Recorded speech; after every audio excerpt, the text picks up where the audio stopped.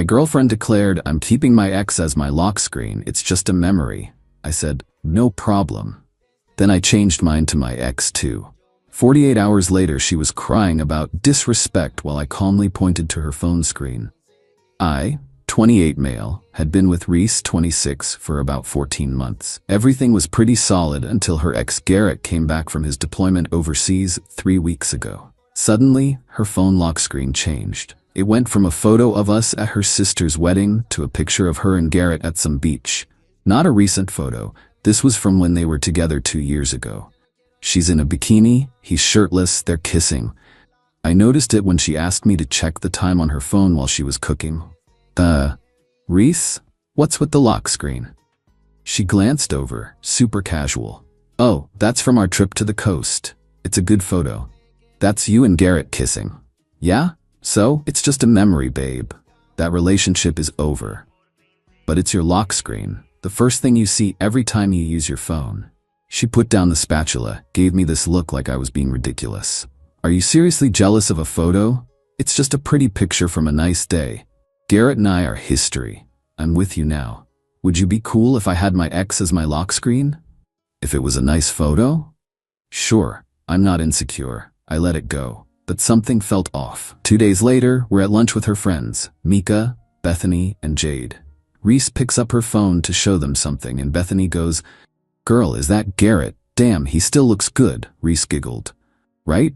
The military did him good. This was from our anniversary trip." "And your current boyfriend is okay with this?" Jade asked, glancing at me. Reese grabbed my hand. "He's secure enough to handle it, right, babe? It's just a memory." I smiled. "No problem at all." That night, I changed my lock screen. Found a photo from 3 years ago, me and my ex Sophia at her graduation. We're hugging, she's kissing my cheek, huge smiles. Objectively, it's a great photo. The lighting is perfect. Didn't mention it to Reese. The next morning, she grabbed my phone to set an alarm. Hers was charging in the living room. The screen lit up. Silence. Then, "What the hell is this?" "What's what?" "Your lock screen. Is that Sophia?"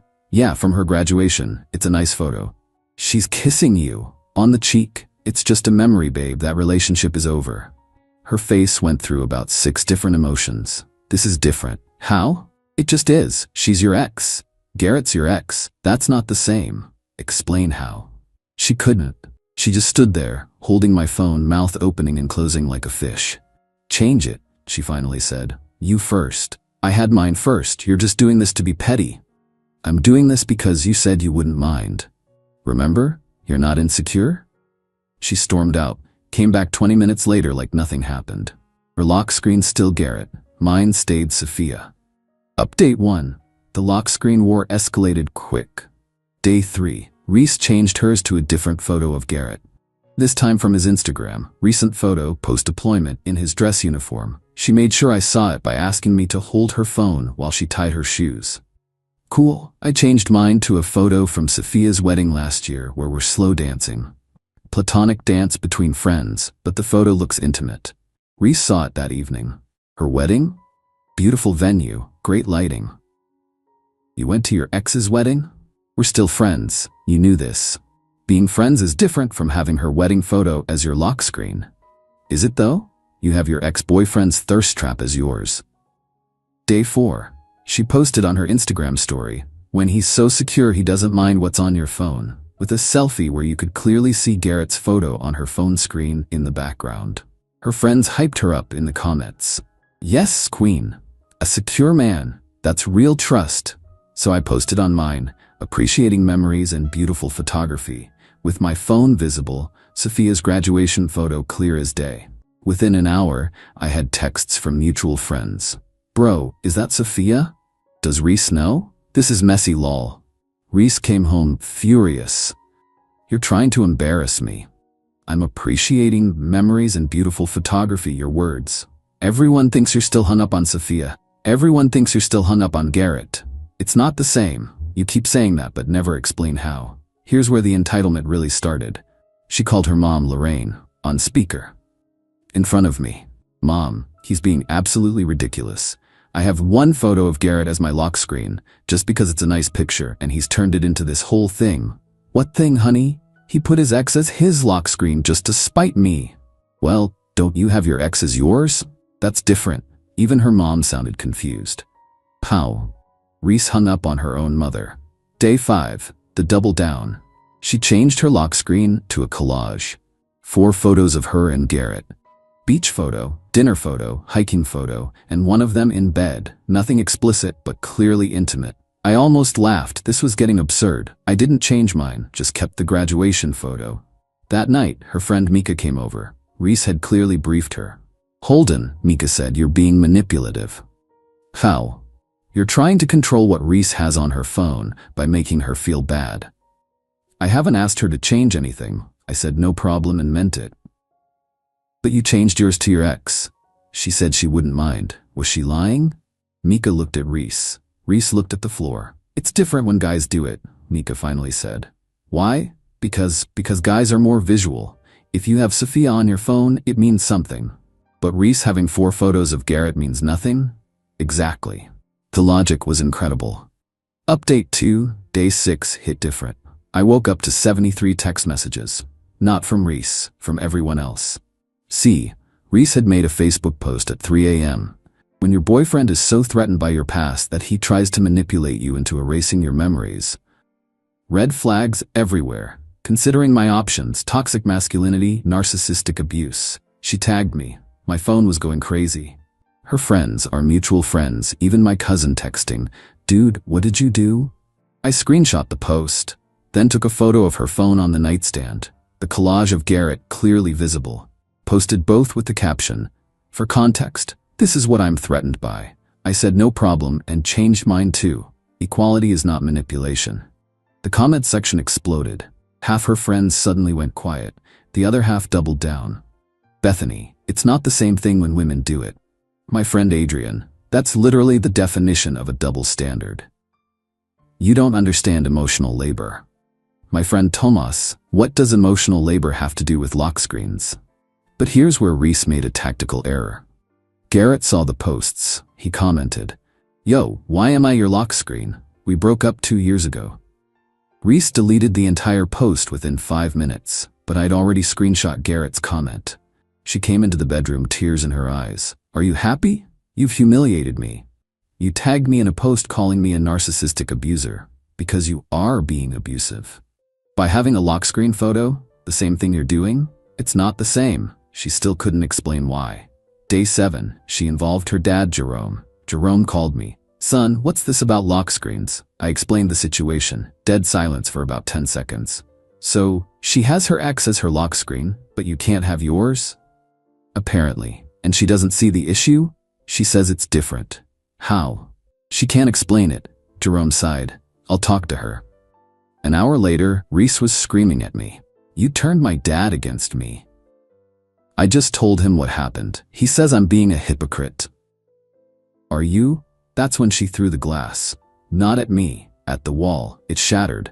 "This is what you've driven me to."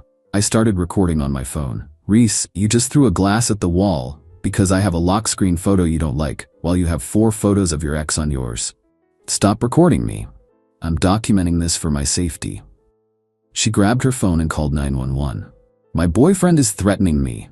I kept recording. The cops showed up. I showed them the video. Her throwing the glass, screaming, me calmly documenting. "Ma'am, did you throw the glass? He made me." "How?" "He's been psychologically tormenting me." "How?" She showed them the lock screens. Both phones. The cop looked at her phone, looked at mine, looked at her. "Ma'am, you both have photos of your exes?" "It's different." The cop looked tired. "Ma'am, unless he's threatening you or physically harming you, this is a civil matter." After they left, Reese locked herself in the bathroom. I could hear her on the phone with someone, crying about gaslighting and emotional violence. I started packing. Update 3. I moved in with my friend Adrian temporarily. Reese lost her mind. Day 8. She changed all her social media profile pictures to photos with Garrett. Bio updated to remembering better times. I changed nothing. Still had the graduation photo as my lock screen. Didn't post anything. Day 9. She showed up at Adrian's apartment with her friend group. Mika, Bethany, Jade, and 2 others I didn't know. They demanded I stop the psychological warfare. Adrian recorded the whole thing on his phone from the doorway. "What psychological warfare?" I asked. The lock screen. Change it. You first. I had mine first. And you said it was fine. Were you lying? Bethany jumped in. Real men don't need photos of their exes. Adrian laughed. Real women don't either, but here we are. They left after Reese tried to push past me into the apartment and Adrian threatened to call the cops. Day 10. The extinction. Wait, no, I won't call it that. Let's say the meltdown. Reese sent Sophia a message on Instagram. Your desperate ex is using your photos to try to make me jealous. It's pathetic. Maybe you should tell him to move on. Sophia screenshot it and sent it to me with, I sent her the whole story. She laughed so hard she called me. Wait, she has 4 photos of her ex but you can't have one of me? Yep. That's insane. Yep. Want me to respond? Do whatever you want. Sophia posted the screenshot on her story with, imagine being so insecure you get mad at your boyfriend for doing exactly what you're doing. Also, I'm married. To a woman. The projection is wild. Yeah, Sophia married her wife Caroline last year. The wedding photo was from their wedding. Reese never bothered to ask about the context. Day 11. Reese went nuclear on social media. Posted a whole essay about how men weaponize equality to abuse women and how I was a master manipulator who turned everyone against her. But she made another tactical error. She included screenshots of our text conversations, including the one where she said, if it was a nice photo, sure, I'm not insecure. Her own friends started questioning her in the comments. Even Jade, wait, you did say you wouldn't mind. Reese deleted that post too. Day 12. She tried a different approach. Showed up at my work. Security called me. There's a Reese here? Says it's an emergency? I came down. She was in the lobby, crying, holding both phones. I'll change it. Look, she changed her lock screen to a generic sunset. See? It's gone. Now change yours. Why should I? You said it was fine to have exes as lock screens. I was wrong? So you were lying when you said you wouldn't mind? No, I thought I wouldn't mind. But you do mind. Yes, so why did you lie? I didn't lie, I didn't think you'd actually do it. There it was. The truth. She never thought I'd hold her to the same standard. So you thought you could have your ex as your lock screen forever and I'd just deal with it? Not forever, just until I was ready to change it. When would that be? When I felt like it. I walked back to my office. Security had to escort her out when she wouldn't leave. Final update. The relationship ended, obviously, but the entitlement aftermath was something. Reese tried to salvage her reputation by claiming I was emotionally abusive to anyone who'd listen. The problem? Adrian had been documenting everything. The apartment confrontation, her texts, her posts, everything. She lost most of her friend group when the full story came out. Turns out, Bethany had dealt with the same double standard with Reese before. Reese had flirted with Bethany's boyfriend, but lost it when Bethany talked to Reese's crush at a party. Mika stayed loyal until Reese hit on her boyfriend as a test to see if he was worthy of Mika. He immediately told Mika. That friendship ended real quick. But the best part? Garrett started dating someone new and asked Reese to stop using his photos. She refused, saying they were her memories and he couldn't control her. His new girlfriend, Danny, commented on one of Reese's posts. Imagine being so hung up on your ex that you keep his photos as your lock screen 2 years later while in a new relationship. Couldn't be me. Reese tried to spin it. She's jealous of our history. Garrett himself responded, we dated for 8 months. 2 years ago. This is weird. Please stop. She finally changed her lock screen to a photo of just herself. As for me, I kept Sophia's graduation photo for about a week after the breakup just to be petty. Then changed it to a photo of my dog. Much better view. Ran into Reese's mom, Lorraine, at a coffee shop last week. She apologized for Reese's behavior. I don't know where we went wrong. She genuinely doesn't understand why what she did was hypocritical. Some people just can't see their own double standards. Her therapist is working on it. Good for the therapist. That's job security right there. Reese's dad, Jerome, still texts me sometimes about basketball games. Cool dude. He told me Reese is still single, still posting about toxic exes and narcissistic abuse survivors. Jade reached out last week to apologize. Said she realized how toxic the whole friend group dynamic was when they were enabling each other's double standards. We're cool now. The morning after I moved out, I found out Reese had been texting Garrett throughout our entire relationship. Not cheating, but definitely keeping him as a backup option. She'd send him selfies asking if he liked her new haircut, or remembered this place we went. Garrett's girlfriend Danny sent me those screenshots with a message. Thought you should know what you dodged. The funniest update?